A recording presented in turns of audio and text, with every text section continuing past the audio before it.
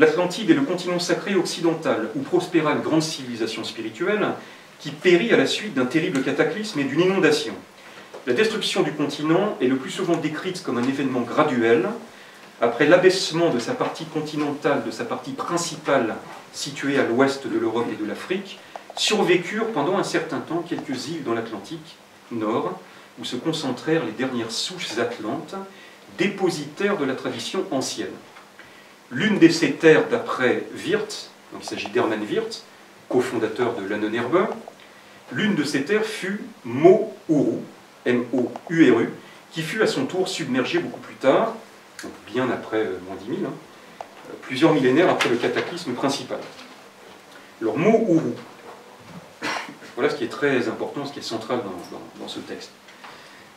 Selon les travaux de ce professeur Wirth, le plus ancien centre sacré de l'Occident était la terre de Mo-Uru, l'île de Mo-Uru, située dans l'Atlantique du Nord-Ouest. Ce nom est mentionné dans un texte sacré zoroastrien, je passe un peu les détails, où il vient en troisième position après l'hyperborée. Bien sûr, l'hyperborée c'est un mot grec, les textes sacrés zoroastriens parlent de l'Arianam Vaejo, les grands ancêtres ariens. Alors c'est justement avec l'aide de ce mot-clé Mo-Uru, et en se fondant sur le déchiffrement des runes et de symboles proto-uniques, que le professeur Wirth parvint à pénétrer les secrets de plusieurs cataclysmes ethniques et raciaux de la préhistoire.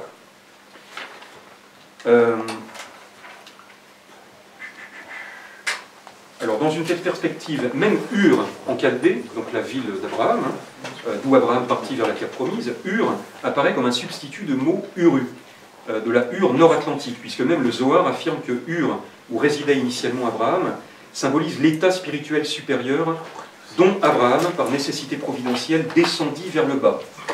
Il est intéressant de remarquer, précise Dugin, que les Juifs partagent assez souvent ce point de vue concernant l'origine occidentale de leur tradition, comme cela apparaît à travers les premiers projets sionistes de l'organisation d'un État juif en Amérique, ou dans les livres de Simon Wiesenthal sur la préhistoire juive de l'Amérique, et de Edmond Weizmann sur l'Amérique Nouvelle-Jérusalem.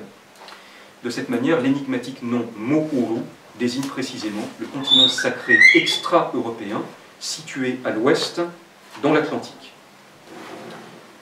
Cependant, le continent Amérique, selon nous, Dugin continue de parler, n'est pas le continent le plus occidental de la géographie sacrée, l'Atlantide, mais sa continuation vers l'Occident. En d'autres mots, l'Amérique est une outre-Atlantide.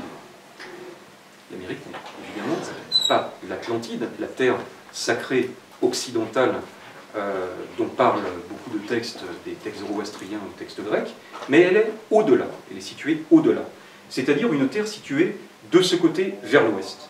Donc il est possible que ce déplacement sacralement symbolique de l'Amérique explique l'inquiétant secret associé à celle-ci dans le contexte de la géographie sacrée des civilisations traditionnelles de l'Eurasie. En accord avec cette géographie sacrée, à l'Occident se trouve la terre verte, la terre des morts, une sorte de monde semi-matériel qui rappelle l'Hadès ou le Sheol. C'est le pays du crépuscule et du coucher, d'où la sortie est impossible pour les simples mortels et auquel peut accéder seulement un prédestiné. On pense que le nom de Groenland se réfère justement à ce lieu symbolique. Le pays vert n'est pas l'Atlantide, et Mo-Uru non plus, mais quelque chose se trouvant plus à l'occident de celle-ci, le monde de la mort, le royaume des ténèbres. Et cet aspect ultra-mondain, c'est-à-dire l'outre-monde du continent américain, se révèle d'une manière surprenante dès le premier regard sur une chose aussi banale que le symbole du dollar. Le symbole du dollar sur la monnaie américaine est une simplification graphique de l'emblème sacré qui se rencontre sur les monnaies anciennes de la région méditerranéenne. Initialement, les deux lignes verticales étaient des représentations des colonnes d'Hercule, qui, selon la tradition, se trouvaient à l'extrême occident, après le détroit de Gibraltar. Sur ce symbole apparaissait l'inscription symbolique « Nec plus ultra », qui signifiait « rien au-delà ». Ces deux symboles désignaient une frontière, la limite occidentale de la géographie sacrée humaine, au-delà de laquelle se trouvaient les mondes non humains. Et ce symbole frontalier, indiquant qu'on ne peut pas aller au-delà de Gibraltar, est devenu d'une manière paradoxale le symbole financier de l'Amérique, d'un pays qui se trouve au-delà de la frontière, là où on ne peut pas aller. Dans une telle perspective, la redécouverte du continent américain par Colomb porte en elle-même une signification assez funeste, puisqu'elle indique l'apparition à l'horizon de l'histoire de l'Atlantide submergée, et même pas de l'Atlantide, mais de son ombre, de sa continuation négative dans l'Occident symbolique, dans le monde des morts. Et la coïncidence chronologique de cette redécouverte avec le début du brusque déclin de la civilisation européenne et eurasienne en général, qui commença dès ce moment à perdre rapidement ses principes spirituels, religieux, qualitatifs et sacrés, est assez significative à ce sujet. Sur le plan purement culturel philosophique, l'Amérique devient dès lors le lieu de projection idéal de toutes les utopies profanes, athées ou semi-athées.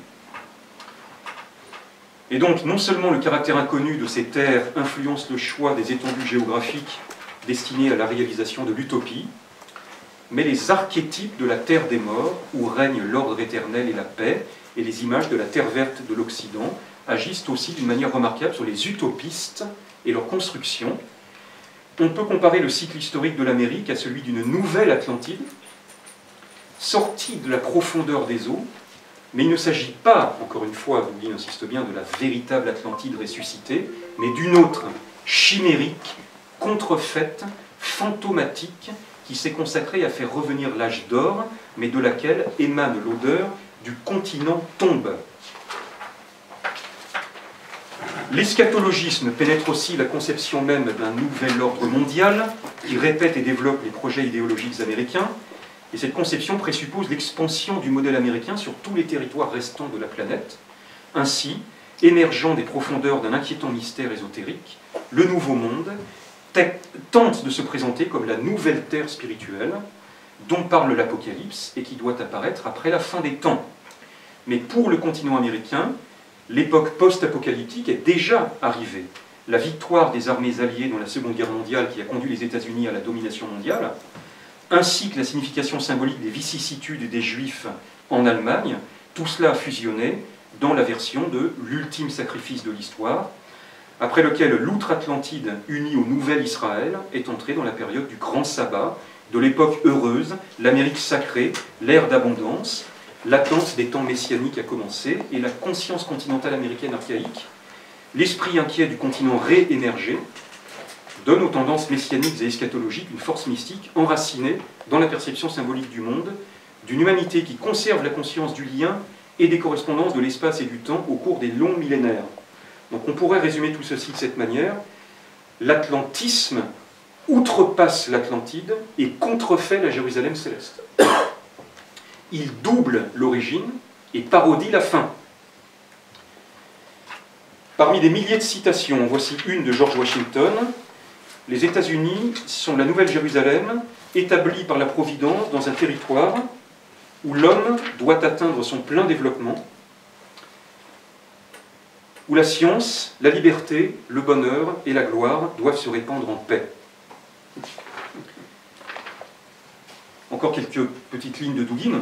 Et par conséquent, si l'on ne tient pas compte du rôle symbolique de l'outre-Atlantide dans son ensemble supratemporel et métahistorique, ce pathos messianique restera incompréhensible, et toute la dimension de fausse spiritualité qui se trouve derrière lui ne pourra pas être comprise et évaluée.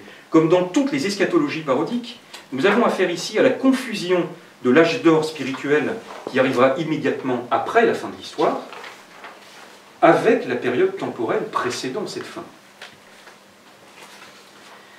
L'atlantisme est une eschatologie parodique prétendant établir directement sur Terre le nouvel âge d'or, exactement comme l'a été le bolchevisme, avec d'autres armes rhétoriques. L'eurasisme, quant à lui, propose l'établissement d'un rapport entre civilisations qui précéderait ce nouvel âge d'or. Il s'agit de préparer les temps de la fin, et en aucun cas de faire advenir la fin des temps, dont saint Matthieu nous dit bien: « Pour ce qui est du jour et de l'heure, personne ne le sait, ni les anges des cieux, ni le Fils, mais le Père seul. » Tout en rajoutant au verset suivant quelque chose de fondamental: « Ce qui arriva du temps de Noé arrivera de même à l'avènement du Fils de l'homme. » Et le temps de Noé, le déluge de Noé, c'est justement l'éradication de toutes les colonies atlantes, dont je vous parlais tout à l'heure, à l'exception de la Chaldée, de l'Égypte et des Juifs faisant la jonction entre les deux, jonction historique. C'est aussi à cette occasion le début de l'écriture, et de la roue d'ailleurs, j'y reviendrai à la fin de mon intervention. L'eurasisme n'a donc aucune prétention à établir un nouvel âge d'or terrestre. l'empire eurasiatique ne constitue en aucun cas un pendant, un succédané ou une prolongation de l'empire américain. Penser et écrire cela, c'est justement ne rien comprendre à l'opposition radicale entre Atlantide et atlantisme. Ces sempiternelles accusations de contre-initiation à l'égard de Dugin et de l'eurasisme proviennent toujours de ces mêmes milieux de guénolâtres sectaires et dogmatiques qui dressent une barrière autour de leur idole. Ils se défendent de ce terme, et je l'utilise dans son acception la plus exacte, afin de la conserver dans sa pureté d'ivoire. Ces guénolâtres sont obsédés en réalité par les derniers chapitres du règne de la quantité et les signes des temps, attachés à traquer derrière la moindre parole ou le moindre geste de ceux qu'ils n'aiment pas, c'est-à-dire tous ceux qui tentent d'agir concrètement pour la beauté et la justice, les indices de contre-initiation, de contre-tradition ou tout simplement de satanisme. Ces guénolâtres tentent de faire passer leur pauvreté ontologique, humorale et physique pour le résultat d'un grand travail guénonien de dépersonnalisation. On ne sera pas étonné d'apprendre d'ailleurs que certains d'entre eux font justement partie du groupe d'individus dont je parlais tout à l'heure, qui ont tout tenté pour faire capoter l'avenue de Dugin à Rennes-le-Château. Pour ces gens-là, Léon Bloy est également un contre-initié de première classe. J'ai justement retrouvé un texte extraordinaire de Léon Bloy. C'est la conclusion de son exégèse des lieux communs. Je vais vous le lire partiellement. Vous verrez à quel point les visions du catholique intégral médiéviste sont proches des nôtres, notamment sur cette opposition fondamentale entre atlantisme et atlantide. Donc Léon Bloy. On a souvent demandé où pouvait bien être situé le paradis terrestre. Platon et mon savant ami de l'Institut Pierre Termier, qui était géologue, m'ont donné le moyen de l'identifier. Le paradis terrestre, le lumineux Éden, d'où furent expulsés nos premiers parents, n'était et ne pouvait être que l'Atlantide. Je sais, Léon Bloy, je sais que cela a été dit déjà par j'ignore quels Américains qui voudraient faire croire que ce continent disparu depuis tant de siècles fut autrefois une partie considérable de leur continent, et que l'Amérique actuelle prolonge en cette manière, à travers les âges, le biblique jardin de volupté. Il suffit d'avoir vu, ne fût-ce qu'en passant, le soi-disant béatifique empire du dollar, pour savoir ce qu'il faut penser de cette prétention. Mais ils ajoutent sottement et lourdement que le déluge qu'on croyait universel est assez expliqué par la submersion de la seule Atlantide et l'anéantissement simultané du premier Éden. Je cesse alors d'écouter ces protestants spécieux et je reviens au divin Platon, qui ne savait rien du paradis terrestre, mais qui paraît avoir été l'irrécusable témoin d'une tradition archiséculaire.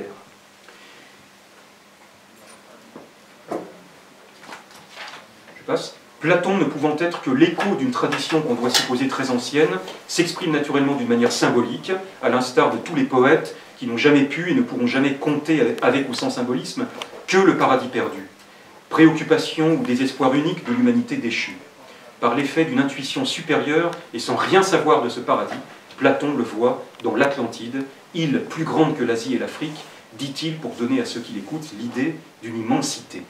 C'était un séjour de délices et la plus fertile des plaines, où régnaient des rois d'une grande et merveilleuse puissance, etc. etc. J'en arrive maintenant à parler de l'atlantisme historique. L'atlantisme. Sur le plan strictement historique, Robert Stokers nous explique, dans son texte fondamental, titré « Eurasisme et atlantisme, quelques réflexions intemporelles et impertinentes », que l'atlantisme est d'abord, historiquement, une alliance européenne et chrétienne contre l'islam. Je cite Stokers. « L'atlantisme naît évidemment de la découverte des Amériques par Christophe Colomb en 1492, mais l'objectif premier des puissances européennes, surtout ibériques, sera d'exploiter les richesses du Nouveau Monde pour parfaire un grand dessein romain et alexandrin, revenir en Méditerranée orientale, reprendre pied en Afrique du Nord, libérer Constantinople et ramener l'Anatolie actuelle dans le giron de la Romagna, comme disaient les papes eux-mêmes. Le premier atlantisme ibérique, toujours Stokers, le premier atlantisme ibérique n'est donc que l'auxiliaire d'un eurasisme croisé ibérique et catholique, allié à la première offensive de l'eurasisme russe, et porté par un dessein alexandrin qui espère une alliance euro-perse. Une telle alliance aurait reconstitué le barrage des empires contre la steppe turco-unique. Donc la naissance, là j'arrête de citer, la naissance de l'atlantisme correspond donc historiquement à celle de la modernité, la même époque. Il est identitaire et non traditionnaliste, puisqu'il est profondément ancré dans une époque qui se détourne radicalement du monde trifonctionnelle médiévale. L'atlantisme, historiquement, se détache ensuite de notre continent, puis se constitue objectivement contre celui-ci. Mais son caractère anti-traditionnaliste se renforce contre l'identité de l'Europe.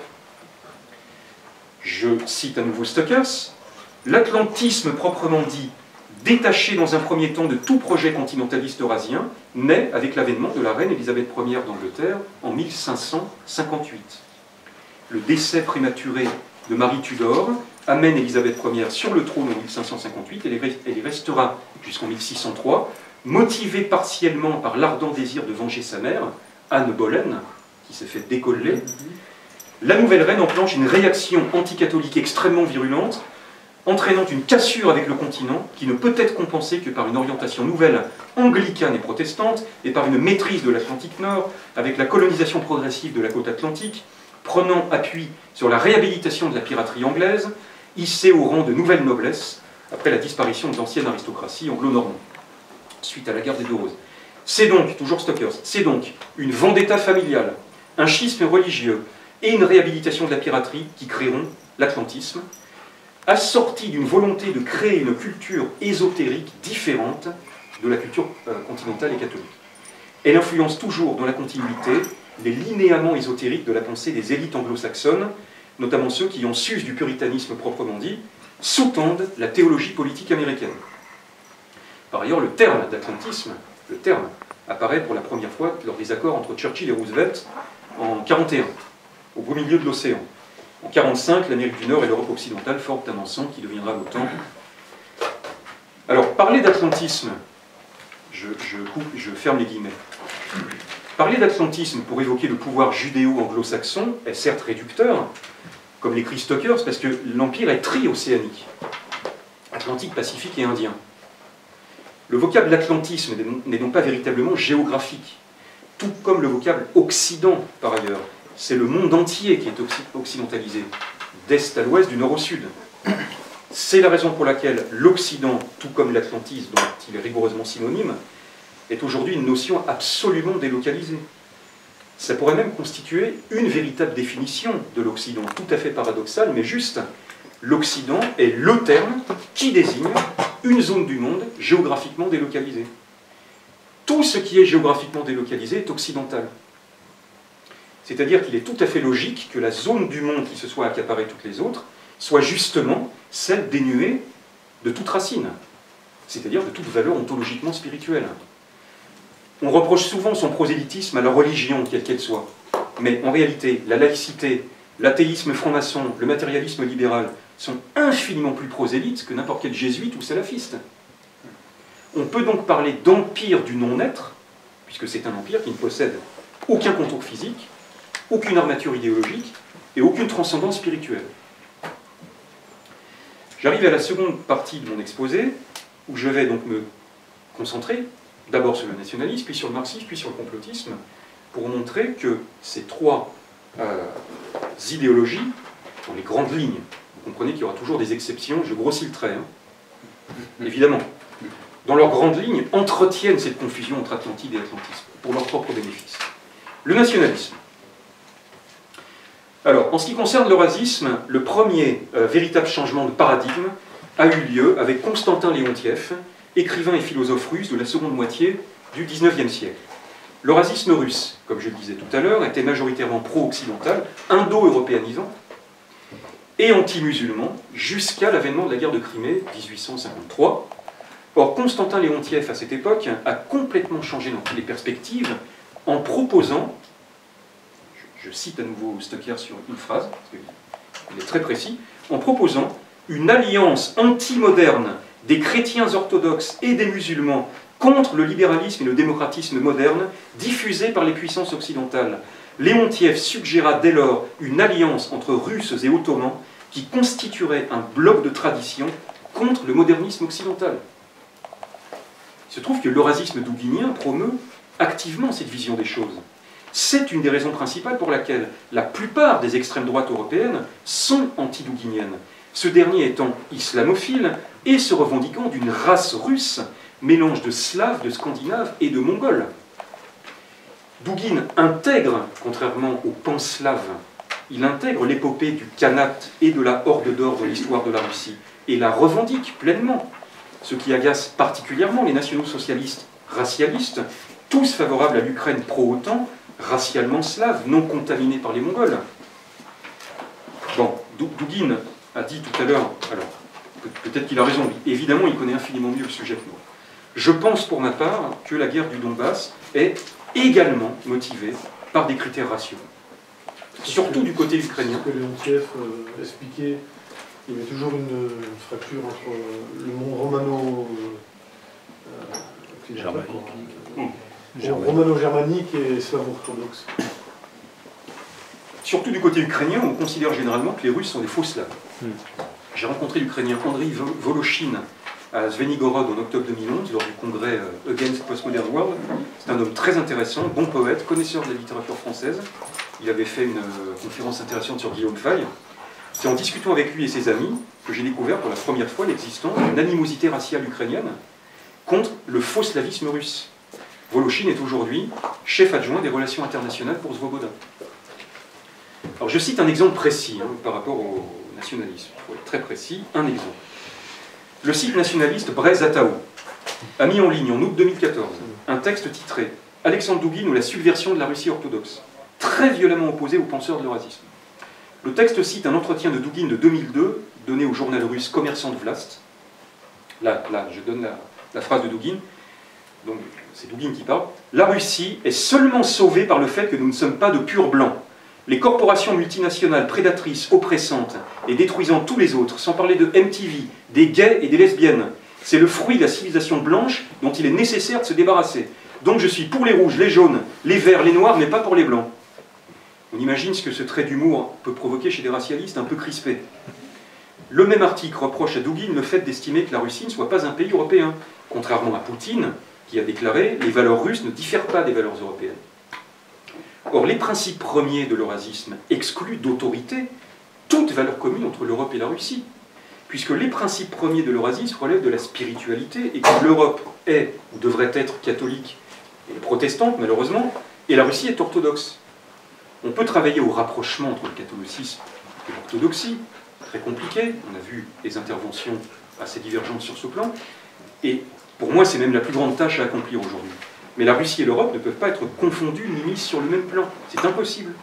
Rappelons que l'eurasisme politique, dont les bases intellectuelles se trouvent dans le concept de multipolarité civilisationnelle, promeut le rejet de toute norme internationale, quelle qu'elle soit, dans quelque domaine que ce soit, et la promotion de la coexistence des civilisations au niveau mondial. Donc je vais dire à nouveau ce que j'ai dit à Bruxelles en octobre dernier, parce que l'eurasisme politique est quelque chose d'absolument fondamental, et qu'il n'est pas vain ni inutile de rappeler ce paragraphe qui est en opposition frontale avec tous les schémas de pensée nationalistes que l'on trouve notamment dans la fameuse dissidence française nationalisto-marxisto-complotiste. Les civilisations sont les pôles du monde multipolaire et leur définition repose sur le substrat de ce qu'est une civilisation au sens traditionnel, c'est-à-dire sa spiritualité. Ces civilisations sont, donc là je cite Douguine dans l'ordre des civilisations dont il parle dans son ouvrage pour une théorie du monde multipolaire. La civilisation orthodoxe, Douguine, son guide est l'Union eurasienne, dont les étapes sont l'intensification de la coopération militaro-stratégique au sein de l'Organisation du traité de sécurité collective, le partenariat économique au sein de la communauté économique eurasienne, l'union entre la Biélorussie et la Russie, le projet de l'espace économique commun, incluant l'Ukraine en partie, ainsi que les structures de la CEI. Deuxièmement, la civilisation islamique, Douguine, recouvrant la conférence islamique, la Banque islamique de développement, l'espace chiite commun incluant l'Iran, l'Irak et le Liban, ainsi que les projets fondamentalistes du nouveau califat. Ce point est particulièrement important dans la mesure où la dissidence nationalisto-marxisto-complotiste voit systématiquement derrière tout mouvement islamiste radical un complot américano-sioniste.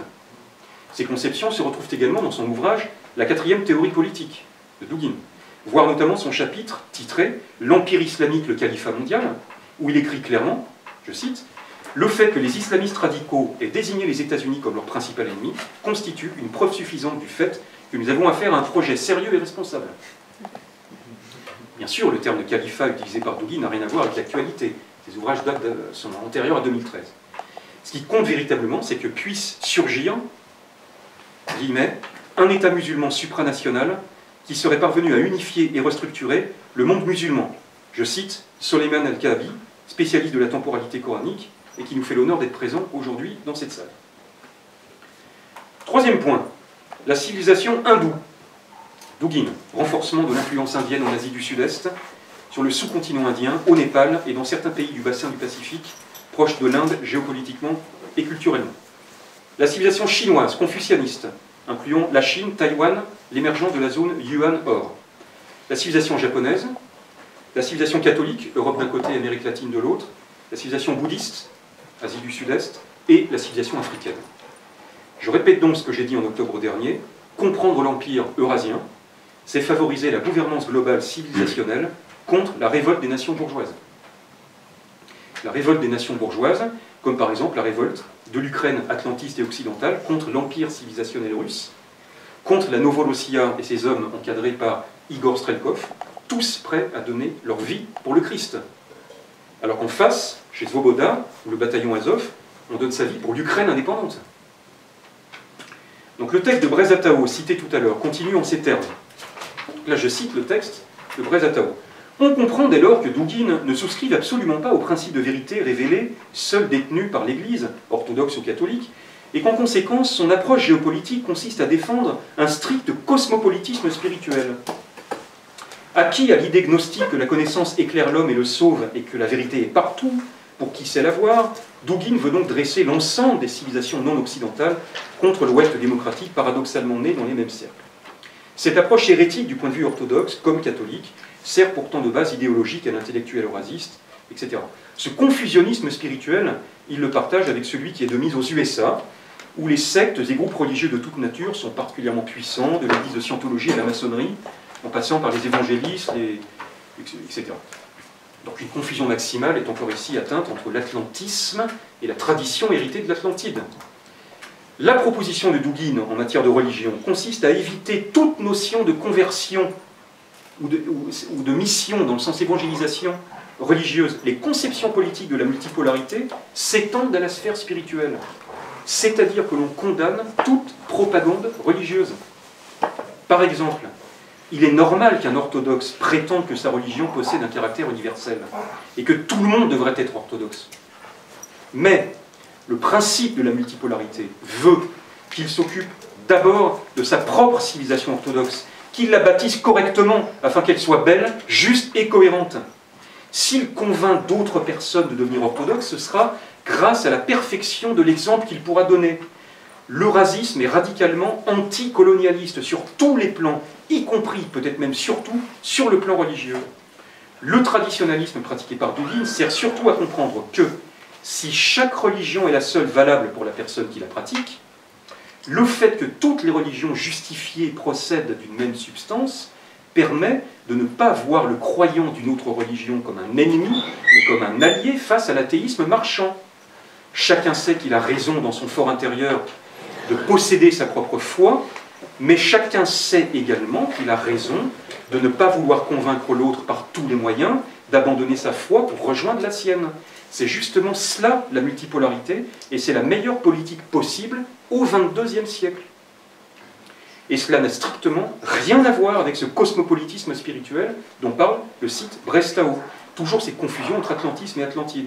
Par ailleurs, j'ai bien parlé de religions justifiées. C'est très clair aussi, telles que celles citées précédemment. Orthodoxie, islam, hindouisme, confucianisme, shinto, catholicisme, bouddhisme, les spiritualités modernes non justifiées. Scientologie, maçonnerie, témoins de Jéhovah n'ont pas leur place dans un monde eurasiste. Il n'y a aucune tolérance, ni aucun confusionnisme spirituel dans les principes eurasistes. J'ai assisté il y a peu à une conférence de Monseigneur Williamson à Marseille. Il affirme par exemple que lorsque l'on discute avec un orthodoxe, comme Vladimir Poutine par exemple, il a donné l'exemple, le but premier de la conversation est de pouvoir amener par tous les moyens son interlocuteur au catholicisme. C'est le but. Je pense personnellement qu'il y a d'autres urgences que de vouloir convertir à tout prix les masses russes à la foi catholique. Et que par ailleurs, il n'est pas tout à fait certain qu'on puisse y parvenir aussi facilement que ça. Donc, dans la perspective eurasiste, ce sont les alliances de civilisation et conséquemment des spiritualités authentiques qui renverseront la matrice du non-être. En tant que construction bourgeoise élaborée par la classe marchande pour élargir ses intérêts socio-économiques.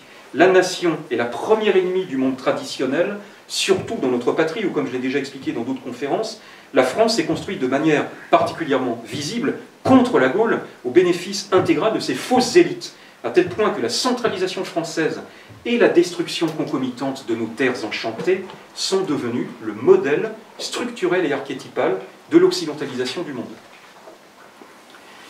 Pour des raisons historiques liées à leur anti-atlantisme originel, la plupart des mouvements nationalistes en Europe faisaient partie des dernières forces politiques à n'avoir pas succombé aux sirènes états-uniennes.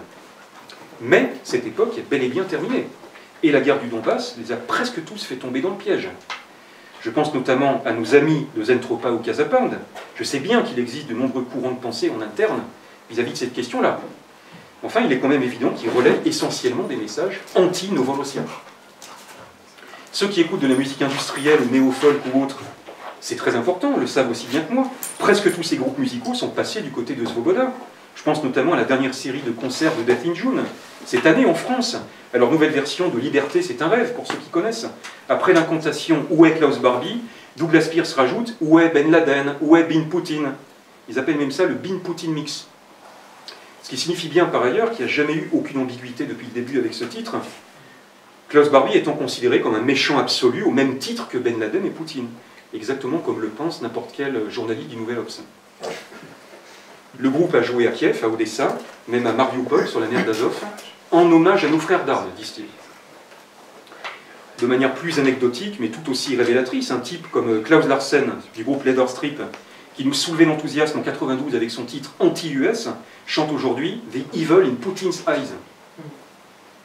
En réalité, ce n'est pas la première fois que les nationalistes tombent dans ce type de piège tendu par l'atlantisme. J'ai relu cet été Les Décombres de Rebattet. Je dis bien j'ai relu, c'est pas du snobisme, hein, je l'avais déjà lu il y a 10 ans. Je vous lis une petite enfin, il y a une analogie qui m'a fait tomber par terre, ça se passe en septembre 1938.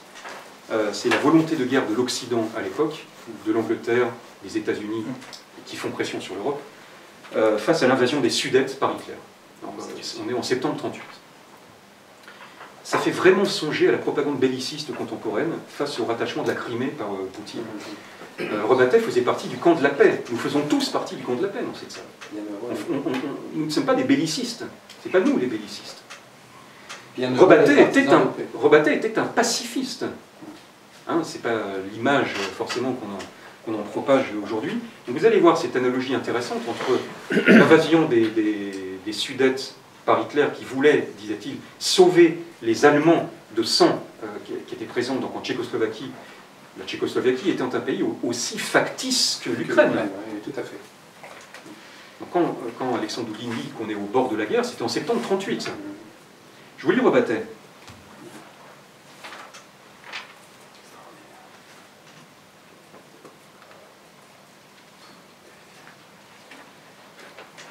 À cette volonté de guerre aussi extravagante et frénétique, il fallait certainement des ressorts considérables. Nous les connaissions bien. À Je suis partout et à l'Action française, oui, il était évidemment l'AF à l'époque, on les avait décrits sans répit depuis des mois. Le clan de la guerre tchèque était le même qui avait livré Mayence, remis aux Allemands, remis Strasbourg sous le feu des canons allemands, vomi l'insulte contre Dollfuss, reçu Schuschnigg à Paris dans une gare de marchandises, traité en hors-la-loi Mussolini, le garde du Brenner. La sécurité territoriale, la suprématie et la prospérité de la France lui importaient fort peu, encore moins l'Autriche. Mais la Tchécoslovaquie était sa chose, il parle de l'Occident, hein, sa création de choix. J'hésitais souvent devant les explications un peu grosses et populaires d'un événement politique. Mais cette fois, l'erreur eût été de subtiliser. Hitler eût pu exiger, sans courir le moindre risque, le retour de plusieurs millions d'autres Allemands dans le giron nazi. Il réclamait ces Sudètes, Allemands de la tête aux pieds, en vertu d'un droit des peuples codifié et contresigné par les démocrates eux-mêmes. Mais le droit genevois variait selon les hommes et l'heure, autant que la liberté et la justice des républicains. Il n'y avait pas plus de droit des peuples pour les Sudètes que de droit de l'homme pour Maurras en prison. Ça, c'est de la littérature. Hein. Nos bouts de feu eussent peut-être bien livré sans coup férir 2 millions d'Alsaciens authentiques. Mais le dessein de Hitler portait atteinte à un fief élu de la grande maçonnerie. Il menaçait de forcer la porte d'une loge illustre entre toutes les loges. La construction tchécoslovaque était manifestement ridicule et branlante, mais c'était justement la meilleure raison pour que les hommes de toutes les expériences idiotes, des faillites socialistes, des pactes lunaires, des finances de cirque, des avions contre Franco, des sanctions contre le Dutch, des tendresses à Staline, des ambassades de guignols, l'adoptassent comme leur rejeton amoureusement couvé. Il avait fallu un collage laborieux et des spoliations indignes pour donner consistance à cet état chimérique. Mais nos hommes le caressaient comme le chef-d'œuvre de leur traité. Sur leur carte, les Allemands le coloriaient du vermillon dévolu au pays contaminé par le bolchevisme. C'était bien en effet sa nature et sa fonction, au cœur de l'Europe, un instrument choisi du despotisme marxiste, des intrigues, des capitaux, des vétos et des haines du triangle et d'Israël. Hitler menaçait là quelque chose d'infiniment plus essentiel aux yeux de bien des gens que la plaine d'Alsace, ou la vie d'1 million de nos fantassins. M. Bénès avait fait le grand signe de détresse, etc. etc. L'analogie est développée, enfin, il ne développe pas l'analogie évidemment, puisqu'il ne connaissait pas l'époque contemporaine, mais enfin, on peut développer l'analogie sur des dizaines de pages, c'est à tomber par terre. L'hitlérisme, nous ne voilons pas la face, l'hitlérisme était un eurasisme par bien des côtés. Et la lecture de Drieux-La Rochelle nous le confirme, lui qui disait que la seule chose qui le gênait au début dans le fascisme, c'était le nationalisme. Et qu'il avait définitivement rejoint le fascisme après qu'il se soit débarrassé de cette erreur. La victoire concomitante du libéralisme et du communisme en 1945 ont plongé l'Europe et même le monde dans une nuit profonde. L'intensité de l'oppression démocratique, médiatique et financière augmente chaque jour en France depuis 70 ans. Tant et si bien que l'on est aujourd'hui persuadé qu'il est impossible que la libération ne provienne des forces internes à notre pays. Revenons à l'hitlérisme. C'était bien sûr un eurasisme partiellement dévoyé, car non ancré dans une authentique spiritualité justifiée et bien établie. Jean Parvulesco en dresse un court bilan dans Un retour en Colchide, son dernier ouvrage, son dernier roman, publié en 2010. Vous allez voir qu'on est très loin du discours dissident actuel, c'est très court.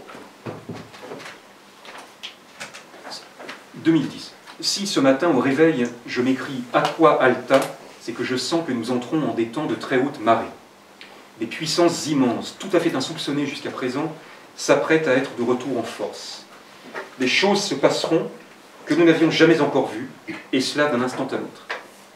D'autre part, il est certain que, malgré l'état authentiquement révolutionnaire de ses débuts, le Troisième Reich hitlérien a dû assumer, jusqu'à la fin et même au-delà, 4 grandes erreurs fondamentales.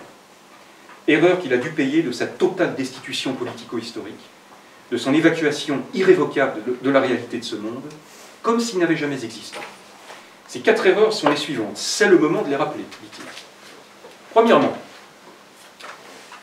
l'inconcevable imbécilité criminelle de la Shoah, de la conception et de la mise en œuvre dans les conditions que maintenant l'on sait, du projet visant l'anéantissement du peuple juif dans toutes ses dispersions européennes.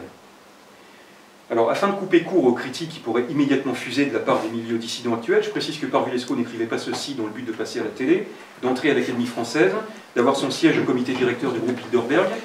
Il avait 81 ans, il était rongé par le diabète, il ne pouvait plus sortir de son lit. Mais Parvulesco, en tant qu'authentique ésotériste traditionnaliste, a toujours proclamé sa passion pour la véritable mystique juive et pour la Kabbale. Tout comme Guénon d'ailleurs. Je le signale, le guénolâtre antisémite qui court un peu partout. Je reprends. Deuxième erreur du Troisième Reich, le mépris paranoïaque de toutes les nations slaves, et de la Russie en premier lieu, dans la perspective finale d'une vaste entreprise de colonisation des espaces continentaux de l'Est européen. On peut d'ailleurs penser que l'antisémitisme hitlérien n'était rien d'autre qu'un sous-produit de son antislavisme. À réfléchir. Troisième erreur, l'hostilité à l'égard de l'Église catholique, dont la partie la plus ardente eût dû constituer le substrat eucharistique de la grande révolution continentale européenne que menait le Troisième Reich. Quatrièmement, ne pas avoir su reconnaître et encore moins utiliser sur son front de combat intérieur des penseurs de la taille d'un Martin Heidegger ou de Karl Haushofer que citait Dugin tout à l'heure, ce dernier idéologue du rapprochement continental germano-russe, et avoir préféré à leur place les services d'un crétin subalterne comme Alfred Rosenberg et tous les débiles de la même classe d'indigence mentale, exception faite pour les niveaux supérieurs, ultimes, de certaines hiérarchies intérieures secrètes de la SS. Derrière ces terribles erreurs, derrière ces malédictions indélébiles, il y eut cependant une partie incomparable de grandeur réalisée, de surpuissance visionnaire et d'engagement irrationnel, abyssal, d'exploitation symbolique, révolutionnaire de l'histoire européenne en marche, une part qui ne lui sera jamais enlevée. Pierre-Antoine Cousteau, dans son Dialogue des vaincus avec Robatet, publié en 1950, lâche cette stupéfiante prophétie.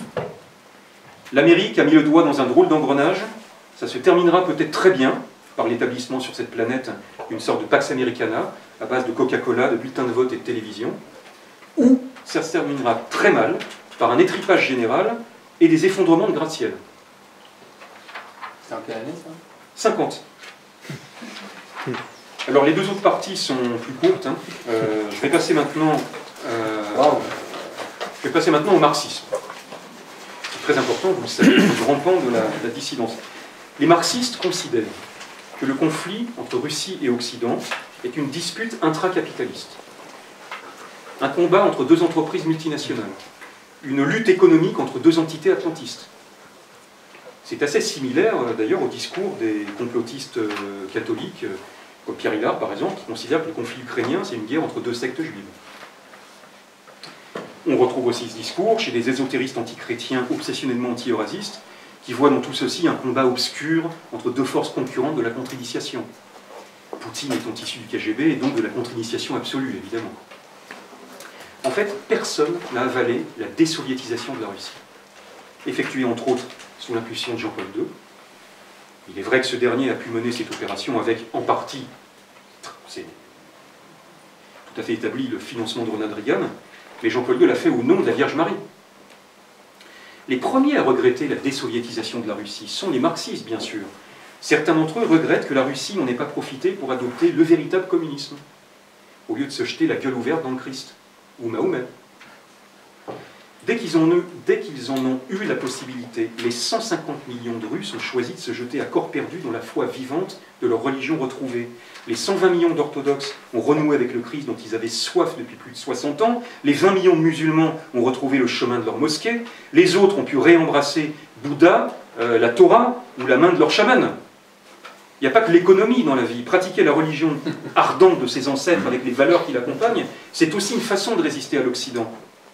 La structure économique russe, aujourd'hui, est faite de capitalisme et de corruption à tous les étages, parce que le caractère totalitaire du capitalisme financier est d'une puissance phénoménale. Mais, contrairement à l'Europe de l'Ouest, qui a choisi en 1945 de se faire coloniser par l'Amérique, le peuple russe a choisi, au début des années 2000, des valeurs fondamentalement anti-occidentales, toutes basées sur l'orthodoxie ou l'islam.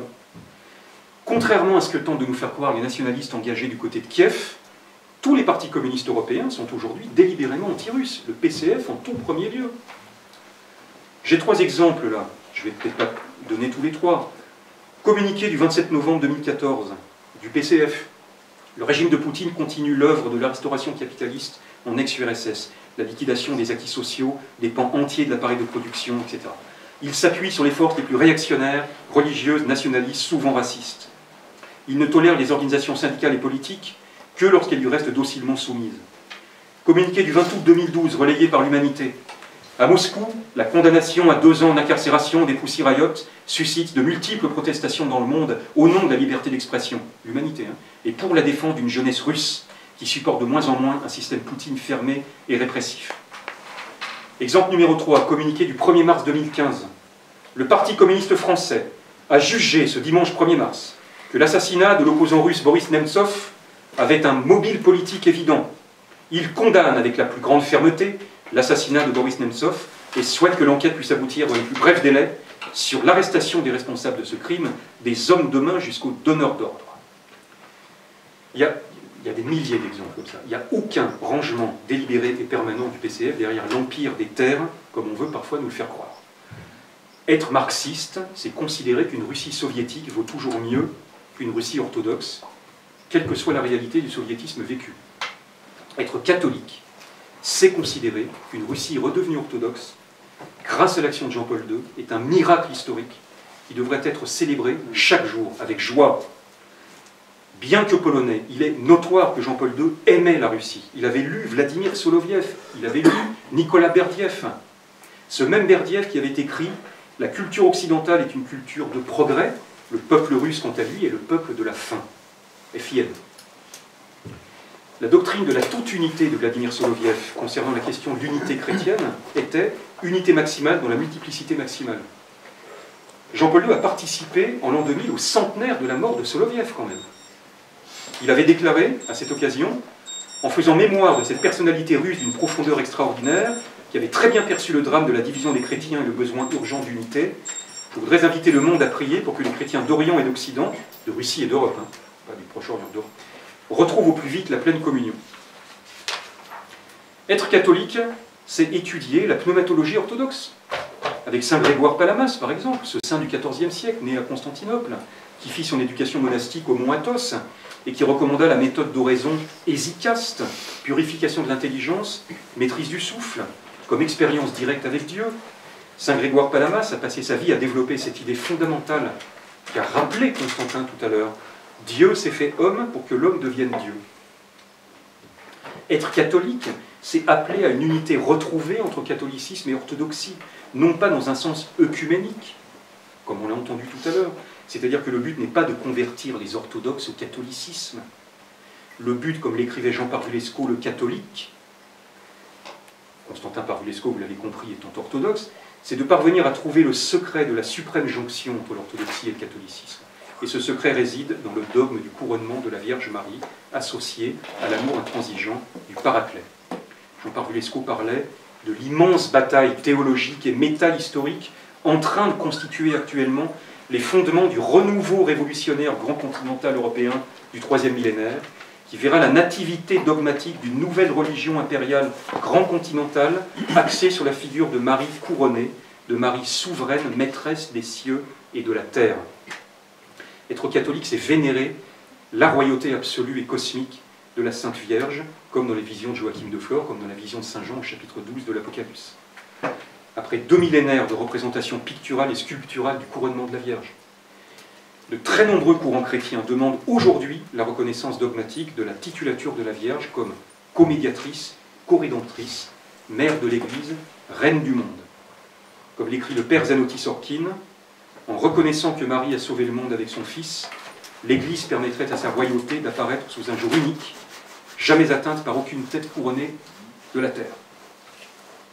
Enfin, être catholique, c'est être définitivement anti-marxiste, antidémocrate et anti-républicain.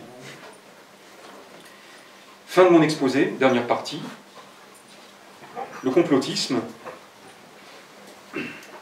Au début de mon exposé, je rappelais que l'écriture, pour un petit peu de recul, est supposée être née vers moins 3500, durant l'ère précessionnelle du Taureau, la première ère de l'âge du fer, donc qui débuta par le déluge de Noé. Et le déluge de Noé, c'est justement, comme je disais tout à l'heure, l'éradication de toutes les colonies atlantes, à l'exception de la Chaldée, l'Égypte et des Juifs, faisant la jonction historique entre les deux. J'aimerais, petit aparté, insister sur le lien structurel et signifiant entre l'écriture et son support, et même entre la lecture et son support. Contrairement à ce que proclament les évolutionnistes, toute irruption dans l'histoire d'une nouvelle technologie est un signe direct de l'affaiblissement des connaissances humaines. Plus l'homme est intelligent et moins il connaît. Et c'est même parce qu'il connaît de moins en moins, du fait de l'éloignement progressif et historique des origines de sa création, que son intelligence analytique se complexifie, afin de pouvoir reproduire des phénomènes qu'il savait contrôler auparavant par d'autres moyens technologiques. Des moyens cognitifs et spirituels. L'invention de la roue et de la charrette ne prouve rien d'autre, le fait que l'homme était alors devenu suffisamment moderne pour ne plus savoir se déplacer autrement qu'avec une charrette. L'écriture est donc née en même temps que la roue et au même endroit, en Mésopotamie, vers 3600 avant Jésus-Christ. La première écriture montre le besoin de fixer des connaissances sous forme de traits gravés dans l'argile, l'écriture cunéiforme. Puis, quelques centaines d'années plus tard, on trouve les premiers hiéroglyphes en Égypte, sur la palette de Narmer. Donc, on trouve la présence des 3 fils de Noé, 2 sont sédentaires, Japheth et Cham, et le 3e, Sem et nomade. Dans la cité de Japheth, la Chaldée, Sem s'appelle Abraham, avant de se rendre dans la cité de Cham, l'Égypte, où il s'appellera Moïse. La vision philosémite des événements consiste à dire que les Juifs récupèrent à chaque fois l'écriture c'est-à-dire les traces visibles de la religion, d'abord Gilgamesh, puis Amon, afin de sauver l'essentiel de chaque civilisation avant qu'elle ne s'écroule. L'Arche d'Alliance pourrait alors être le cœur non écrit de l'écrit, le centre vide du rouleau, la part interne et non divulgable réservée à la caste sacerdotale. La vision antisémite consiste au contraire à dire que ce sont les Juifs qui provoquent à chaque fois l'écroulement de la civilisation, d'abord chaldéenne puis égyptienne, afin de pouvoir lui dérober son trésor spirituel. De vision, chacun peut posséder la sienne. Je veux insister sur le fait que l'Écriture se révèle désormais. L'Écriture révèle désormais à tout homme une partie des principes spirituels. C'est ça qui est nouveau avec l'Écriture. Alors que toutes les religions pratiquées depuis l'expulsion du paradis étaient jusqu'alors basées sur des principes transmis de manière exclusivement orale et réservés à la connaissance des hommes en mesure de les comprendre, caste sacerdotale. L'invention de l'Écriture correspond ainsi à une divulgation partielle des principes, diminution de la connaissance qualitative. C'est ce qui fait dire à un ami que Moïse, avec ses tables de la loi, était le premier démocrate de l'histoire. Les grandes étapes de l'écriture ont ensuite été les suivantes. L'imprimerie, seconde moitié du XVe siècle, si on met de côté la xylographie pratiquée en Asie depuis 700 ans. Qu'est-ce que l'imprimerie? Les lettres sont désormais isolées les unes des autres, ce qui segmente la phrase. C'est à cette époque que surgissent à la fois l'humanisme et le protestantisme, deux pensées modernes et hérétiques qui se basent sur quoi? Sur une vision lettriste du monde. The medium is the message. C'est-à-dire qu'ils analysent les choses au pied de la lettre.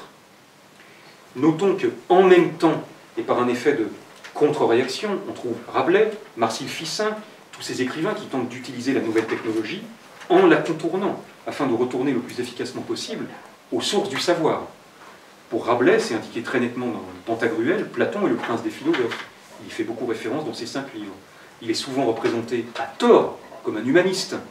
Rabelais était un excellent catholique. Il voulait revenir aux sources de sa religion.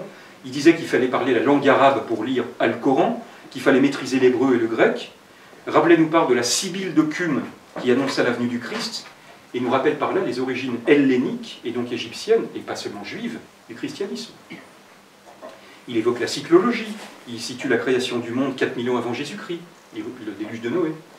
Rabelais insiste sur la double origine du judaïsme par l'analogie des épouses d'Abraham, l'une est chaldéenne et l'autre égyptienne. Rabelais insiste également sur le rôle apocalyptique de la Vierge Marie. En bref, ce corpus est celui d'une pensée traditionnaliste, en totale opposition avec la pensée humaniste des Lumières, de la naissance de la modernité, née avec l'imprimerie. C'est absolument pas un hasard, c'est ce que je veux vous faire comprendre. La technologie est liée, d'une part, à la diminution de la qualité de la connaissance et à l'irruption de pensées tout à fait modernes, basées structurellement sur l'absence de qualité. La rupture technologique suivante dans l'histoire de l'écriture après l'imprimerie est l'ordinateur. Après, les choses vont de plus en plus vite, bien sûr. Après que la phrase ait été fragmentée par le système de l'imprimerie, c'est la lettre elle-même qui se fragmente, sous l'effet de la pixelisation numérique.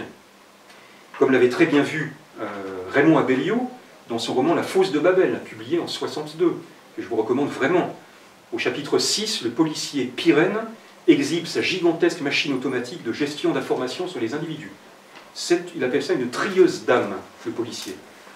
Il dit, au narrateur Dramel, il dit « Un jour, chaque homme aura sa fiche, et on pourra, en un point quelconque du monde, à des milliers de kilomètres de chez lui, remonter instantanément dans son passé, il n'y aura plus de distance et plus de passé. » Tous premiers ordinateurs ont été analysés comme tels dans ce roman en 1962.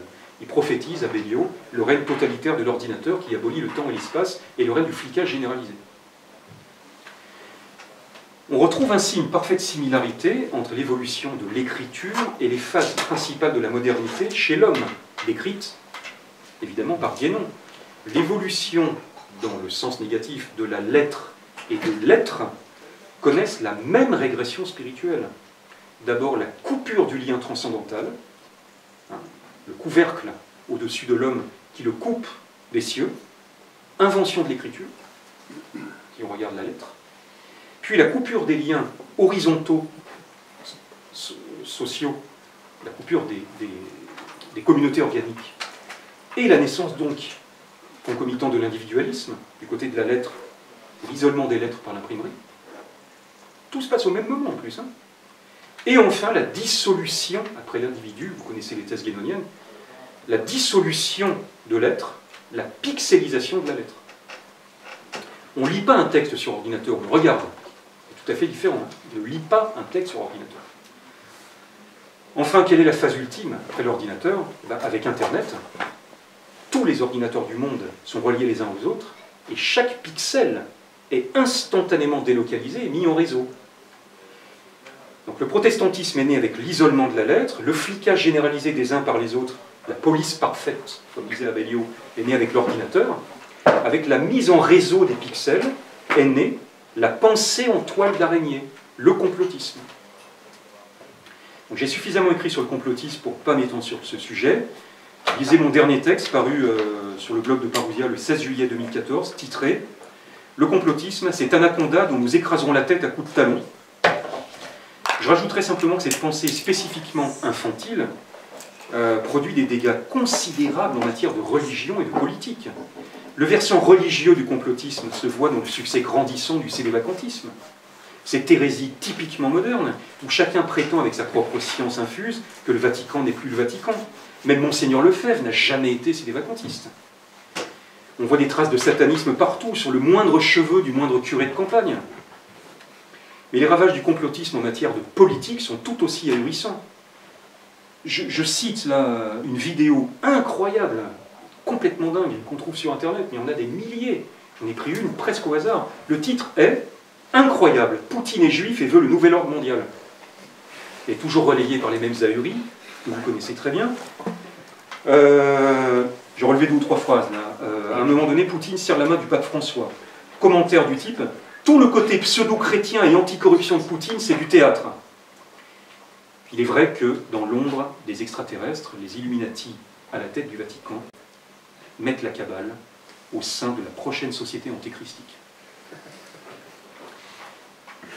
9 minutes 15. Il faut savoir que Poutine est juif par sa mère qui s'appelle Maria Ivanovna Shalomova. Alors, il faut savoir, je suis moi-même juif. Mon véritable nom est Laurent Jemsovitch. Je le dis publiquement. Je suis un ashkénaze infiltré dans les milieux racistes pour tout balancer aux flics.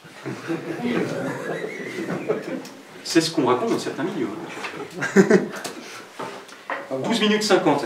Il faut savoir que Poutine a du sang sur les mains. Boris Nemtsov, Anna Politkovskaya. Source en bas à droite, Bloomberg News. Complotiste ici, Bloomberg News. Sur l'Eurasie, 33e minute.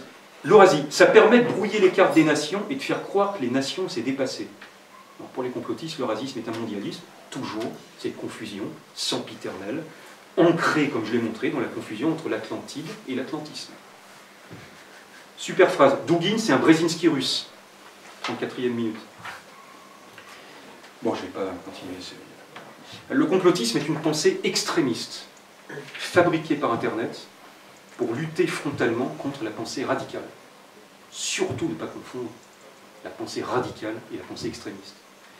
Le complotisme est une force structurellement démotivante, puisque les États-Unis, les Illuminati, les lézards contrôlent tout, y compris Dugin et le Vatican, mise en avant, j'insiste bien, parce que je suis plus paranoïaque qu'un complotiste, moi, mise en avant pour détruire de l'intérieur la révolution eurasiste. Exactement, on pourra développer ça plus tard, exactement comme le gauchisme a été inventé par les États-Unis pour détruire le communisme. Le gauchisme n'a pas créé dans les années 60 des mouvements d'ultra-droite pour lutter contre le communisme. Il a créé le gauchisme. Le complotisme, c'est la maladie infantile de l'eurasisme. Je me permets de finir avec le dernier paragraphe du texte de Dugin.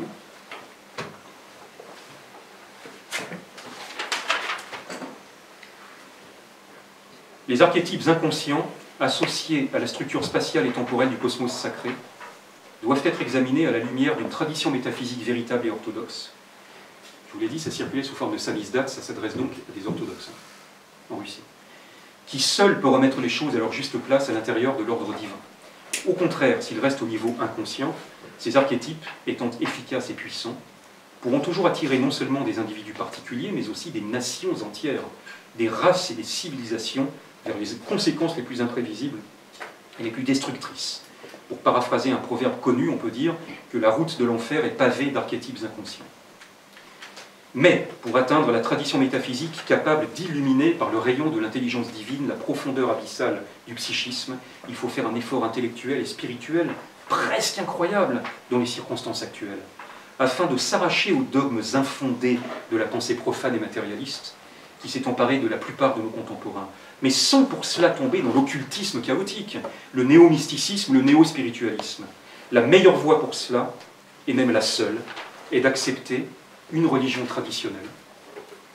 C'est clair, hein? Où est le confusionnisme? Et d'accepter une religion traditionnelle, et par la pratique spirituelle, rituelle et intellectuelle de cette religion, de pénétrer dans ses aspects ésotériques et secrets, dans ses mystères. Deuxièmement, seules deux traditions religieuses sont moins exposées à l'influence de la Terre verte, à savoir le christianisme orthodoxe et l'islam orthodoxe. Il est revenu sur le point de vue du catholicisme, on peut lire ces derniers textes de ces 3 ou 4 dernières années.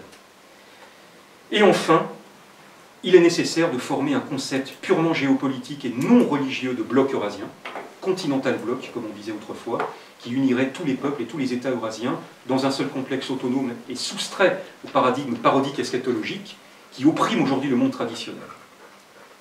Aujourd'hui, après le démantèlement du système socialiste, 92, il est maintenant beaucoup plus important qu'un seul peuple et qu'un seul État affrontent l'Atlantide réémergente et sa mission. C'est pourquoi l'idée d'une Eurasie des peuples, d'une maison commune, qui aurait une forte orientation anti-atlantique et qui ferait appel aux ressources intérieures, spirituelles, religieuses, économiques et matérielles, n'est aujourd'hui pas aussi abstraite et utopique qu'elle peut le sembler à première vue. Quant au continent Amérique, la période de son expansion, selon les correspondances cycliques précises, probablement sera tendue, orageuse, pleine d'événements inquiétants, mais aussi extrêmement brève, puisque le New Age, dont l'arrivée a été annoncée par les partisans mystiques de la Nouvelle-Jérusalem, mais qui n'a pas encore commencé, finira par arriver. Son arrivée sera signalée par un grand cataclysme géographique. Et qui sait si l'Amérique, la Terre verte, ne connaîtra pas le même destin qui frappa jadis un autre continent situé dans l'Atlantique.